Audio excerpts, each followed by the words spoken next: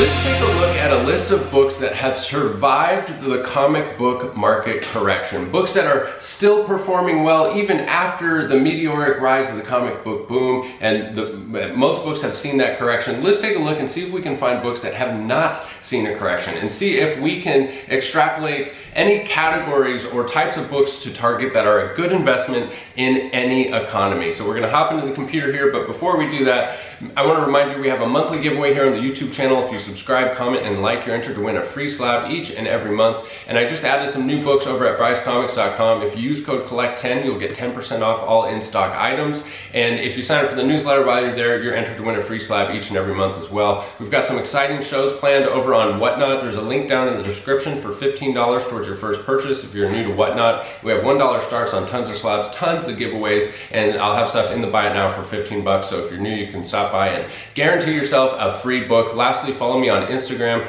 for trades for grails and other fresh content over there. So let's hop into the computer and take a look at this list. I want to start the list with a book that's actually not on this list. I'm putting this book up to show what the general market has seen in the comic book market boom and a correction. And I think a good book to showcase that is Amazing Spider-Man 100. I wanted to pick a book that wasn't heavily influenced by speculation or a first appearance of a character that had pop culture events. And I think this is a great book that does that. Just an iconic cover here by John Romita Sr. And if we look at the sales on GP analysis for a 9.0, you can see that the price went up with the comic market boom and then had a correction in the comic book market correction. And this is a very loose general example of what many, many books have seen over the recent years with the boom and correction.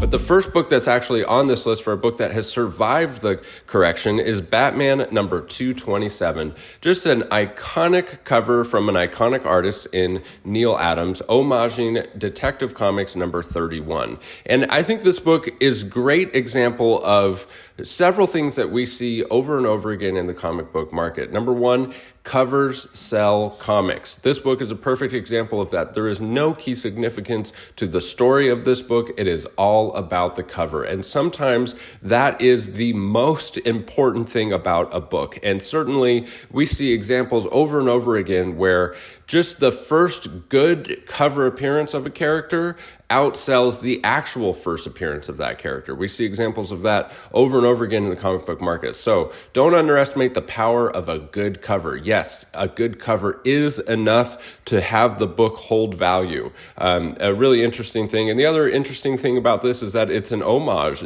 I think it just showcases the fact that we love homages. Of course, this is a sticky subject because homages can be completely overdone. They can be poorly done. But this is an example of when it's done right, it can be a smashing success. So if we look at an 8.0 here of Batman 227, we can see we did have a low sale here. Maybe this was a couple low sales, but it bounced back up. Look at the strength of the sales from March to September, 14. So, there was a couple, anomalies of that. They might be chalked up to just anomaly low sales or maybe poorly presenting copies even. But overall, this book has not seen a correction if you take out those low sales. And if we look at the high sales and a 9.4, it posted a sale of $4,000, the same highs in 2023, and 2022, even higher than 2021. And if we look at a 9.6, record-breaking sale in a 9.6, I was actually, on the fence about buying this book at around the $5,000 mark, but I thought that, surely this book is going to correct like everything else. And so I actually passed on one of these sales. I think it was this one, this $5,000 sale. I was like, well, there'll be another opportunity for this book. At $5,000, it's probably going to correct a little bit. And I was wrong. The next sale coming in was $8,400. And there's also the option of this book, or the possibility, an incredibly difficult book to get in high grade because of the cover quality and just the age of the book in general. But look at the difference in price for a 9.8, $42,000 up from $8,000 on the high end. So if you were to find a CPR possibility for this book, that would be it would make your year. It would be an incredible increase. Now, I wanted to show something that's very interesting. This book is not on the list of books that have survived. This book has seen a correction, Batman 251. But I just wanted to showcase like how much of an anomaly Batman 227 is, because this is the same artist only 3 years later. And not only is it's an iconic cover by the same artist, but it's also credited for revitalizing the Joker as a homicidal villain instead of a comical villain. So this story has key significance. It's the same artist, the same iconic cover. I mean, a different iconic cover, but the same concept, iconic cover by an iconic artist. Even when you add in importance to the storyline, the sales have still seen a correction. If we look at, the 8.5 here, here's the comic book market boom, and we've seen a correction. And so it's just showcases that, I don't know, is it that this cover is just that good that's what's keeping this one from seeing the correction, or is this just a complete anomaly? I just wanted to show this one to showcase that, there's so much nuance to this, and that's what's so unpredictable about the comic book market is even the same exact thing sometimes doesn't work. The little tiny nuance could make the whole concept not work. The next book on the list here is Shock Suspense Stories number 6. This is an iconic cover by Wally Wood, published prior to the establishment of the Comic Code Authority, also known as a pre-code horror book. And this book, it has survived the correction of the comic book market. If we look at recent sales, so the 5.0 here, we see that in August of 2023, it posted an all-time record high of $3,300. So one of the things that's interesting about this book and pre-code horror books in general is they're so incredibly scarce that they don't come up for sale that often. And so that's one factor to consider about this. I mean, obviously, this book doesn't see the volume of sales of a book, say, like Amazing Spider-Man 100, and that could be a very big factor impacting, them retaining this value. Let's take a look at the next book that's actually not on this list, all right? So I'm not counting this as a book that has survived the correction because it is just too rare. There's just not enough sales data to be able to say that this book is recession-proof. There's a couple things to be considerate about when you're dealing with books as rare as this. This is Punch Comics number 12, just an iconic skull cover by Gus Rika, a pre-code horror book. And if we look at the sales here, the highest graded copy on the census, an 8.0, the single highest graded copy on the census, sold this year for $204,000 with no previous sales record except for one in 2018 for $55,000.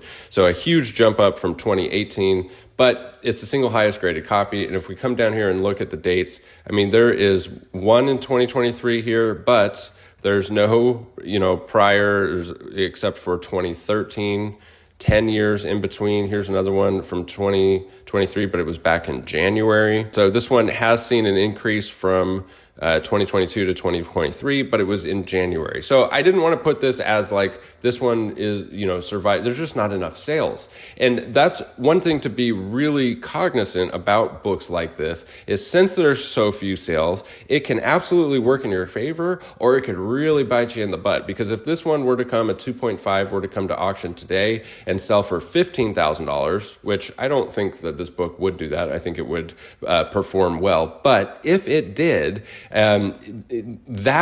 we have a tendency in this community, in this hobby, to look at the sales and say, okay, that's the new price. $15,000 is the new price. And of course, it could go the other way. It could post a $40,000 sale and then create FOMO. And next thing you know, you did really well for yourself. So there's a lot of risk when you are looking at a book that is as rare as Punch Comics number 12 and any pre-code horror for that matter. There's so few sales that a bad sale could really position you poorly. Next on the list, we do have another pre-code horror. We have Chamber of Chills number 19, another iconic cover art by Lee Elias, published prior to the establishment of the Comics Code Authority. And if we take a look at GP analysis here, look at these graphs, 7.5, straight up, no correction there. Look at the 3.0, straight up, no correction there. So this is a book that, changes hands more often than the Punch 12. Since the correction, it has posted, record-breaking highs. So this one we can absolutely say, has survived the comic book market correction. Now, there's a couple different ways to look at this. Does this mean that this one is due for a correction? I mean, that could be one way to look at it, is like, or you can look at it and say it survived the correction. This is a good investment because every time it sells, it posts a new record high. So it's one that's not without risk. I'm not saying that I would not feel comfortable saying that this book is a great investment and without risk because of the factors I just talked about with how few they are and what a low sale would do. These books have also become something that they're not, right? These books have become bragging right pieces more than anything. And I'm not too sure the strength of bragging rights as far as sales goes. I mean, when you have a character in a book that's super rare like this, like say like a Superman 1 or a Detective Comics 27, I mean, that you have the key significance, you have the cultural significance. Pre-code horror books don't really have a history of having this strong cultural significance. I mean, this book was very affordable for a long time. I mean, if you go, it's only in recent years that pre-code horror has absolutely exploded. So all that to say, I think there's risk with this book, and I'm not going to recommend it either one way or the other as a good or bad investment. I'm just going to say that there is risk, and it has performed incredibly well. Next on the list, we have Famous Funnies number 214, an iconic cover here by Frank Frazetta. And I just wanted to put a book on this list by Frank Frazetta because I wanted to have that as a category of books that have, fared well compared to their counterparts in the comic book market. Correction is iconic artists, and Frank Frazetta absolutely checks that box. And this book, Famous Funnies number 214, has posted record-breaking sales even after the comic book market correction. Look at this. The graphs go straight up. So definitely deserves a spot on the list of books that have survived the correction. Now, I wanted to show a book, this is not on the list, that is super, super rare. And we're talking about Superman number 1, and this book has seen a correction. If we go and look at GP analysis, the 1.5 here saw, posted a record-breaking sale during the boom, and then look at this, the next sale, it did see a correction. And this isn't the only super rare, iconic superhero book that has seen a correction since the comic book market boom. So I just wanted to show that we can't extract from the whole pre-code phenomenon of being incredibly rare, that incredibly rare is all it takes. Even with incredibly rare and even with the cultural significance of Superman, it has seen a correction.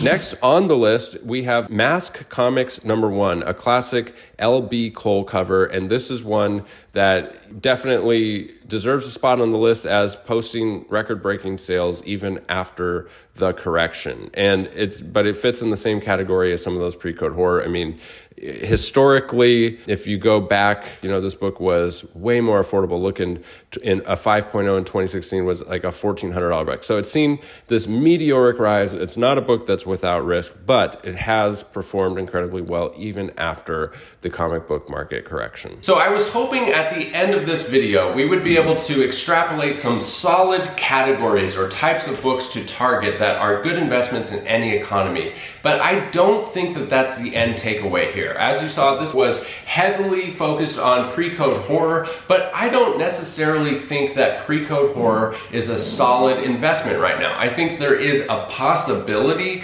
that pre-code horror is due for a correction. We haven't seen the historical evidence that pre-code horror, is this category that, has this consistent demand over time. It's seen this meteoric rise in recent years, but will it hold that rise? Will they continue to go up? Is a cool skull cover enough to just catapult a book up and up and up and up? Or are we nearing the top and it's due a correction? I don't know. I'm not suggesting either of those options here. I'm saying that it's not without risk, and because of that, I wouldn't recommend pre-code horror or any of the books that made it onto this list as good investments, except for Batman 227, because Batman 227 carries with it the cultural significance and that historical evidence that the character of Batman and the iconic cover and the rarity of that book does seem like a solid investment.